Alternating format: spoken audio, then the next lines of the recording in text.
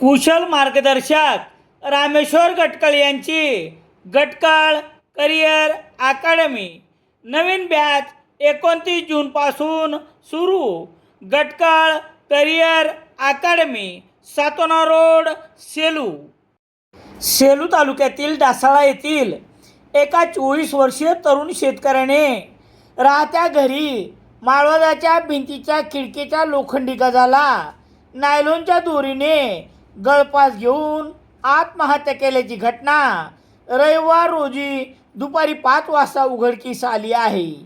या तरुण शेतकऱ्यावर रविवारी मध्यरात्री सोमवार 6 जून रोजी रात्री 1च्या सुमारास अंत्यसंस्कार करण्यात आले. सततची नापिकी आणि बँकेचे घेतलेले कर्ज कसे फेडावे या विवंचनेत आत्महत्यासारखे टोकाचे पाऊल उचलले आहे. याबाबत पोलिसांनी दिलेली माहिती याप्रमाणे. सेलू तालुक्यातील डासाळा येथील सौरभ विष्णू गजमल वय 24 वर्ष या तरुण शेतकऱ्याने घटनेच्या दिवशी रविवार 5 जुलै रोजी दुपारी 2 वाजता जेवण झाल्यानंतर नेहमीप्रमाणे झोपण्यासाठी गेला असता उशिरापर्यंत न उठल्यामुळे आणि घरच्यांनी दिलेल्या आवाजाला प्रतिसाद न दिल्याने दुपारी 5 वाजता पाहिले असता राहत्या घरी माळवादाच्या भिंतीच्या खिडकीच्या लोखंडी गजाला नायलॉनच्या दोरीने गळफास घेतल्याचे आढळून आले. महेश सौरभ गजमल याच्याकडे देवळगाव गात येथील महाराष्ट्र बँकेचे 1,00,000 रुपये कर्ज होते. सततची नापिकी आणि कर्ज कसे फेडावे या विवंचनेत शेवटी त्याने हे टोकाचे पाऊल उचलले. या घटनेची माहिती पोलिसांना कळताच पोलीस हवालदार गुलाब राठोड, पोलीस नायक सुरेश कदम यांनी घटनास्थळी भेट देऊन पार्थिव शवविच्छेदनासाठी सेलू उपजिल्हा रुग्णालयात आणण्यात आले.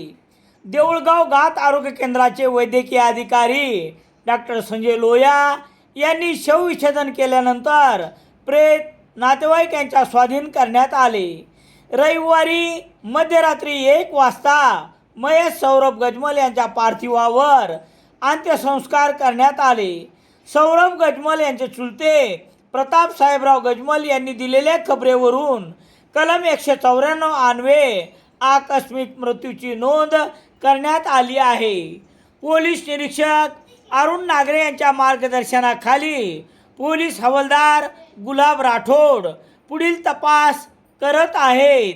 दरम्यान महेश सौरभ गजमल यांच्या पश्चात आई, वडील, एक विवाहित बहीण असा परिवार आहे. या घटनेमुळे डासाळासह परिसरात हळहळ व्यक्त करण्यात येत आहे. लवकरच सेलूकरांच्या सेवेत सह्याद्री अर्बन मोदी कॉम्प्लेक्स बस स्थानकजवळ सेलू. सेलू शहरात सर्व प्रकारचे दैनिके घरपोच मिळण्यासाठी संपर्क Balaji newspaper agency, bus stand, Selu.